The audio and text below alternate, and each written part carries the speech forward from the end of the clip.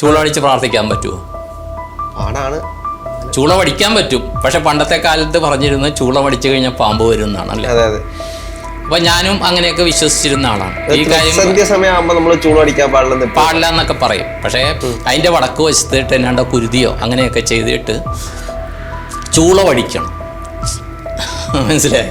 ചൂള പഠിക്കുക, അതാണ് ആരാധനാ സമ്പ്രദായം. സ്വയം മുട്ടുവന്നാൽ കുഴപ്പമില്ല, പക്ഷെ കുട്ടികളുടെ കാര്യത്തിൽ വരുമ്പോഴത്തേക്ക് അത് തീവ്രമാവും. മനസ്സിലെ വേദന തീവ്രമാകുമ്പോഴത്തേക്ക് ഇതിനെക്കുറിച്ച് അന്വേഷിക്കുമ്പോൾ ഈ പഴയ സ്ഥലങ്ങൾ തേടിപ്പോകും. ചിലപ്പോൾ സർപ്പക്കാവുകളാകാം, അല്ലെങ്കിൽ കുടുംബക്ഷേത്രങ്ങളാകാം. നമ്മുടെ ആവശ്യങ്ങൾ പറയുക. പക്ഷേ ഇങ്ങനത്തെ കണക്ഷൻസ് എന്തെങ്കിലും നമുക്കുണ്ടെങ്കിൽ നമ്മുടെ യഥാശക്തി, ദൈവത്തിന് ചെയ്യുന്നത് എപ്പോഴും യഥാശക്തിയാണ്. ഇതുപോലെ ക്ഷേത്രത്തിൽ നമ്മളിടുന്ന 1 രൂപ, ആ ദൈവത്തെ സങ്കല്പിച്ച് നമ്മളിടുന്ന 1 രൂപ പല കുടുംബങ്ങളിലേക്ക് പൈസയായിട്ട് പോവുകയാണ്. ഉള്ളവൻ ഇടുകയും ഇല്ലാത്തവന് അതിൽ നിന്ന് പങ്കുവെച്ച് കൊടുക്കുന്നതാണ് ക്ഷേത്രങ്ങൾ.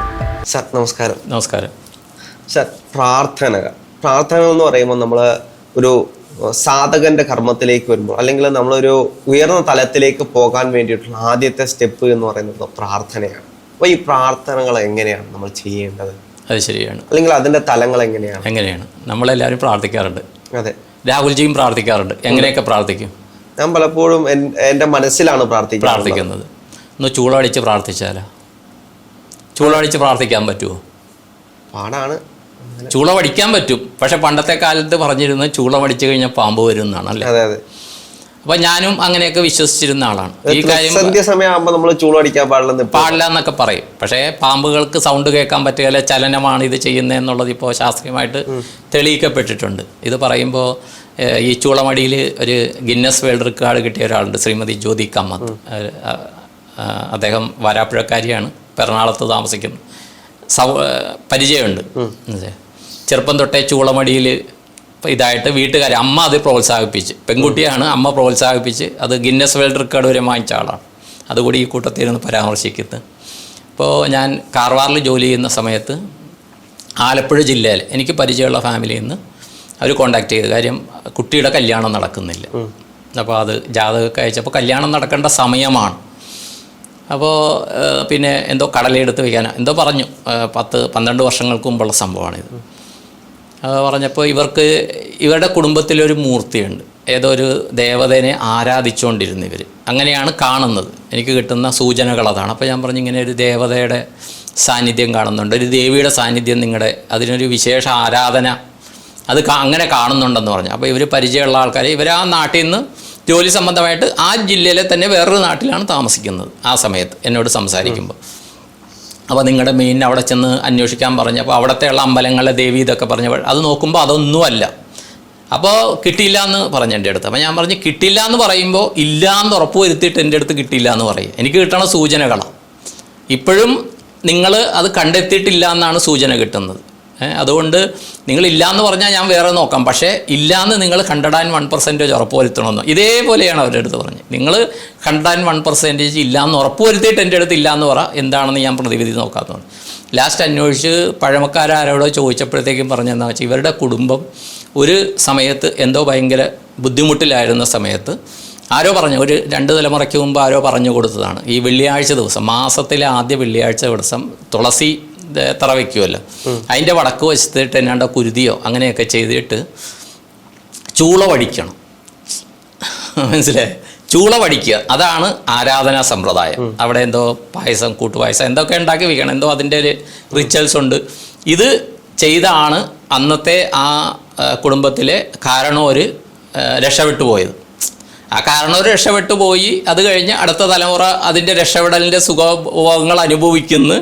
പക്ഷേ ഈ കാര്യം, ഈ റിച്വലും മറന്നുപോയി. പക്ഷേ ഇവരും നല്ല രീതിയിലാണ് ജീവിക്കുന്നത്. മകനും ഈ പറഞ്ഞ എന്നെ കോണ്ടാക്ട്, അവരുടെ മക്കളും എല്ലാം നല്ല രീതിയിലാണ് ജീവിക്കുന്നത്. പക്ഷേ വിവാഹം നടക്കുന്നില്ല. അപ്പോൾ ഇത് പറഞ്ഞപ്പോൾ അത് ചെയ്യാൻ പറഞ്ഞു. എന്താണെന്ന് അന്വേഷിച്ചിട്ട് ചെയ്യാൻ പറഞ്ഞു.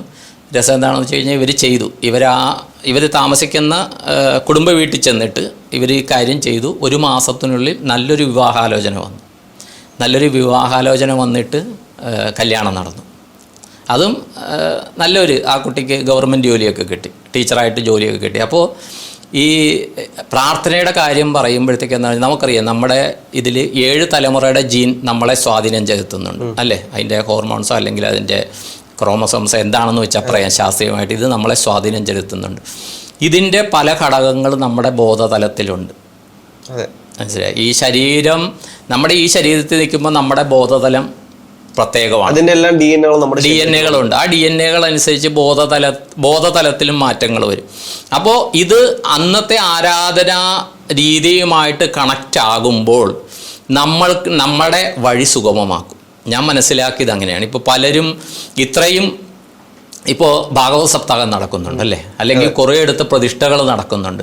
ഒരു 30-40 വർഷം മുമ്പ് ഇത്രയൊന്നും ഭാഗവത സപ്താഹങ്ങൾ നടക്കുന്നില്ല പല ക്ഷേത്രങ്ങളിലും അല്ലേ. ഇപ്പോഴാണ് എല്ലാ ക്ഷേത്രങ്ങളും അടുപ്പിച്ചടുപ്പിച്ച് ഭാഗവത സപ്താഹം നടക്കുന്നുണ്ട്. അന്നാ പറയുന്നത് ദൈവമില്ല എന്നുള്ള വിശ്വാസ പ്രമാണം കൂടുതലാണെന്നും പറയുന്നു. ബ്രാഹ്മണിക്കൽ ഹെജിമണിയാണ്, അന്ധവിശ്വാസമാണ്, കുംഭമേളയെ കുളിച്ചാൽ ചൊറിച്ചിൽ വരും എന്നൊക്കെ പറഞ്ഞ് സമൂഹത്തിൽ ചൊറിച്ചിൽ വരുത്തുന്ന ആൾക്കാരുമുണ്ട്. എങ്കിലും ഇപ്പോൾ ഈ വിശ്വാസം കൂടുതൽ വന്ന് എന്തുകൊണ്ടാണ് ഇത് ചെയ്യുന്നത്? ഈ ഭാഗവത സപ്താഹം അല്ലെങ്കിൽ സർപ്പക്കാവിൽ തളിച്ചോടെ അല്ലെങ്കിൽ ഈ പറഞ്ഞ സേവകൾ എന്ത് ചെയ്യുന്നത് എന്തുകൊണ്ടാണ്? ഇവർക്ക് ബെനിഫിറ്റ് ഉള്ളത് കൊണ്ടാണ്. ഇല്ലേ? ബെനിഫിറ്റ് ഇല്ലാണ്ട് ഒരു പ്രാവശ്യത്തേക്ക് പൈസ മുടക്കും, രണ്ടാമത് പൈസ മുടക്കും ഇല്ല. 100 രൂപ മുടക്കിയാൽ 1000 രൂപയെങ്കിലും അതിൽ നിന്ന് ദൈവം അനുഗ്രഹിച്ച് നമുക്ക് കിട്ടണമെന്ന് ആഗ്രഹിച്ചിട്ടാണ് ഞാൻ ഉൾപ്പെടെയുള്ള ആൾക്കാർ എന്തെങ്കിലും ചെയ്യുന്നത്. അപ്പോൾ ദൈവം തരുന്നുണ്ട്. അപ്പോൾ ആ എനർജി എവിടെയോ വർക്ക് ചെയ്യുന്നുണ്ട് അല്ലേ. അപ്പോൾ ഈ കുടുംബദേവതകളുടെ ഇപ്പോൾ പല ആൾക്കാരും ഉണ്ട്. ഇപ്പോൾ വിദേശത്തൊക്കെ പോയി താമസിക്കുന്ന ആൾക്കാരുണ്ട്. ഇവർ അവരുടെ സമയത്തറിയില്ല. ഇതൊക്കെ പ്രോബ്ലം വരുന്ന കുട്ടികളുടെ കാലഘട്ടത്തിലാണ്. നമുക്ക് എന്തെങ്കിലും പ്രശ്നങ്ങൾ വന്നാൽ നമ്മൾ അനുഭവിക്കും, അത് തരണം ചെയ്യും, നമ്മൾ അതിൻ്റെതായ രീതിയിൽ. പക്ഷെ നമ്മുടെ കുട്ടികൾക്ക് എന്തെങ്കിലും ഒരു ഇത് വന്നു കഴിഞ്ഞാൽ, വിദ്യാഭ്യാസത്തിനോ അല്ലെങ്കിൽ വിവാഹത്തിനോ ജോലിയുടെ കാര്യത്തിനോ വന്നു കഴിഞ്ഞാൽ പിന്നെ വെപ്രാളമായി. ഒരു മുട്ട് വരുമ്പോഴാണ് പിന്നീട് അത് സ്വയം മുട്ട് വന്നാൽ കുഴപ്പമില്ല. പക്ഷെ കുട്ടികളുടെ കാര്യത്തിൽ വരുമ്പോഴത്തേക്ക് അത് തീവ്രമാവും. മനസ്സിൻ്റെ വേദന തീവ്രമാകുമ്പോഴത്തേക്ക് ഇതിനെക്കുറിച്ച് അന്വേഷിക്കും. ഇതിനെക്കുറിച്ച് അന്വേഷിക്കുമ്പോൾ ഈ പഴയ സ്ഥലങ്ങൾ തേടിപ്പോകും. ചിലപ്പോൾ സർപ്പക്കാവുകളാകാം, അല്ലെങ്കിൽ കുടുംബക്ഷേത്രങ്ങളാകാം, ആരും പോകാതെ വല്ലപ്പോഴും അന്തിത്തിരി കത്തുന്ന ക്ഷേത്രങ്ങളാകാം. അവിടെ പോയിട്ട് ചെന്ന് പ്രാർത്ഥിച്ച് കഴിയുമ്പോൾ ഒരു വിളക്ക് തിരിയെങ്കിലും കുറച്ച് എണ്ണ ഒഴിച്ചൊരു തിരി കത്തിച്ച് ഇവരുടെ ആവശ്യങ്ങൾ അവിടെ പറയുമ്പോൾ, പക്ഷെ പലർക്കും പറ്റുന്നതെന്ന് വെച്ചാൽ എല്ലാവരും ചെന്ന് പരാതിയാണ് പറയണം. കാര്യം പറയാൻ മറന്നുപോകും. മനസ്സിലായി? പരാതി പറയും, എനിക്ക് അതില്ല, അത് ചെയ്തില്ല, ഇത് ചെയ്തില്ല എന്ന് പറയും. എന്ത് വേണമെന്ന് പറയില്ല. അതാണ് എല്ലാവരുടെയും പ്രാർത്ഥനയിൽ പറ്റുന്നൊരു കാര്യം. അതാണ് പരാതി പറയും, എനിക്ക് അതില്ല, ഇതില്ല, വേദനയാണ്, കാശില്ല, അവിടെ നിന്ന് എടുത്ത് ഇവിടെ നിന്ന് എടുത്തെന്നെല്ലാം പരാതി പറയും. പക്ഷേ എനിക്ക് എന്താ വേണ്ടതെന്ന് പറയുന്നില്ല. അപ്പോൾ ഞാൻ എന്നോട് സംസാരിക്കുന്ന ആൾക്കാരോട് പറയുന്നുണ്ട്, ഈ ദൈവം എന്ന് പറയുന്നു കഴിഞ്ഞാൽ ഫ്രീ ആയിട്ട് സൂപ്പർ മാർക്കറ്റ് കൊണ്ടിരിക്കുക. നിങ്ങൾക്ക് വേണ്ട സാധനങ്ങൾ നിങ്ങൾ ചോദിച്ച് വാങ്ങിക്കുക. അത് ഹോം ഡെലിവറിയാണ്. കയ്യിൽ പോലും കൊടുത്തയക്കുന്നില്ല, വീട്ടിൽ സാധനം എത്തുകയാണ്. നമ്മൾ ഇരിക്കുന്നിടത്ത് ചോദിച്ചിട്ട് പോകേണ്ട കാര്യമല്ല, അതിൻ്റെതായ സമയത്തെത്തും. അപ്പോൾ എപ്പോഴും പ്രാർത്ഥനകൾ, നമ്മുടെ ആവശ്യങ്ങൾ പറയുക. പക്ഷേ ഇങ്ങനത്തെ കണക്ഷൻസ് എന്തെങ്കിലും നമുക്കുണ്ടെങ്കിൽ നമ്മുടെ യഥാശക്തി, ദൈവത്തിന് ചെയ്യുന്നത് എപ്പോഴും യഥാശക്തിയാണ്. ബാക്കിയുള്ളവൻ ഒരാനയെ സ്പോൺസർ ചെയ്തു എന്ന് പറഞ്ഞ് നമ്മൾ ആനയെ സ്പോൺസർ ചെയ്യേണ്ട കാര്യമില്ല. ഇപ്പോൾ നാട്ടിലെ അമ്പലമാണ്, അവിടെ ഒരാൾ ആനയെ സ്പോൺസർ ചെയ്ത്, അല്ലെങ്കിൽ ചെണ്ടമേളം സ്പോൺസർ ചെയ്ത്, ഉടനെ അടുത്ത ആൾ ഞാനും ചെണ്ടമേളം സ്പോൺസർ ചെയ്താലേ ഭഗവാൻ അല്ലെങ്കിൽ ഭഗവതിക്ക് തൃപ്തിയാകുള്ളൂ എന്ന് പറഞ്ഞ് ഒരു കാരണവശാലും ചെയ്യരുത്. ഉണ്ടോ നിവൃത്തി ഉണ്ടെങ്കിൽ ചെണ്ടമേളം സ്പോൺസർ ചെയ്യാം. അപ്പോൾ ഈ ചെണ്ടമേളം സ്പോൺസർ ചെയ്യുമ്പോഴത്തേക്കും ദൈവം പ്രീതിപ്പെടുന്നുണ്ടല്ലേ. എന്തുകൊണ്ടായിരിക്കും പ്രീതിപ്പെടുന്നത് രാഹുൽജി എന്ന് പറഞ്ഞ്? ചിലപ്പോൾ ഒരു എനർജി വർക്ക് ചെയ്യുന്നുണ്ടായിരിക്കും. നമ്മുടെ മനസ്സിൽ തന്നെ നമ്മൾ ദേവതയ്ക്ക് കൊടുത്തു എന്നൊരു തോന്നലാണ്. വേറൊരു കാര്യമുണ്ട്. ഒരു ചെണ്ടമേളത്തിന് 30 കുടുംബങ്ങൾക്കുള്ള വരുമാനമാണ്. ശരിയല്ലേ? ചെണ്ട, ഒറ്റച്ചെണ്ട, ഇലത്താളം, കൊമ്പ്, കുഴല്, അതൊക്കെ വന്നിട്ട് ജീവിക്കുന്ന, അതാണ് കാര്യം. ഇത് നമ്മൾ ചെയ്യുമ്പോൾ, നമ്മളിപ്പോൾ ഒരു അമ്പലത്തിൽ ചെന്നൊരു വഴിപാട് ചെയ്യുമ്പോൾ അവിടെ കൗണ്ടറിലിരിക്കുന്ന ആൾ, ചിലപ്പോൾ വെടിവഴിപാട് നടത്തുമ്പോൾ അതിൻ്റെ വെടിമരുന്ന് നിറയ്ക്കുന്ന ആൾ, അത് കത്തിക്കുന്ന ആൾ, അതങ്ങോട്ടും ഇങ്ങോട്ടും ചുമക്കുന്ന ആൾ, അമ്പലത്തിൽ പൂജ ചെയ്യുന്ന ആൾ, വിളക്ക് വയ്ക്കുന്ന ആൾ, അവിടെ കൊട്ടുന്ന മാരാറ്, അല്ലെങ്കിൽ ആ വിഭാഗത്തിൽപ്പെട്ടവർ, അവിടെ അടിച്ചു തളിക്കാർ, അവിടുത്തെ ഇലക്ട്രിക്കൽ വർക്ക് ചെയ്യുന്ന ഇവരുടെ എല്ലാം കുടുംബം ഇതുകൊണ്ട് പോവുകയാണ്.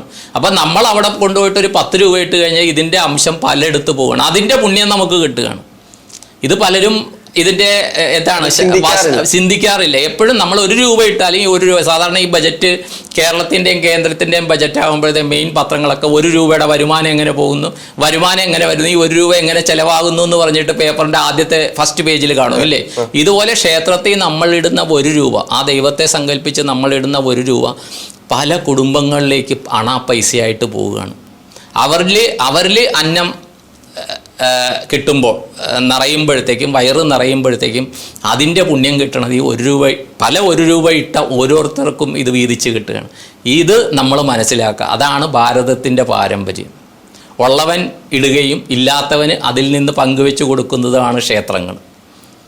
അതായിരുന്നു പണ്ട് ക്ഷേത്രങ്ങളുടെ പ്രത്യേകതയായിരുന്നു. കുടുംബദേവതകളും ഇത് തന്നെയായിരുന്നു. കുടുംബദേവതകളിലുള്ളവർ ഇത് നടത്തും, ഇല്ലാത്തവർക്ക് കുട്ടികൾക്ക് ഇത് കൊടുക്കുന്ന സഹായം കൊടുക്കുന്നതെല്ലാം പണ്ട് തൊട്ടേ ഉണ്ട്. അതും പ്രാർത്ഥനയാണ്. ഈ ചൂളമടിയുടെ പോലെ നമ്മുടെ യഥാശക്തി ക്ഷേത്രങ്ങളിൽ കൊടുക്കുന്നതും പ്രാർത്ഥനയാണ്. അപ്പോൾ ആ ഒരു സമ്പ്രദായം വരട്ടെ. വലത് കൈ കൊടുക്കുന്നത് ഇടത് കൈ അറിയണ്ട, വലത് കൈ കൊടുത്തത് ഏത് കൈയാണ് വാങ്ങിക്കുന്നതെന്ന് നമ്മൾ അറിയണ്ട. അത് ആ ഈശ്വരൻ്റെ പേരിൽ ചെയ്യാനായിട്ട് നിയോഗിക്കപ്പെട്ട കുറേ പേര് കാണും. പറഞ്ഞുകൊണ്ട് നിർത്താം. എല്ലാവർക്കും നന്ദി, നമസ്കാരം.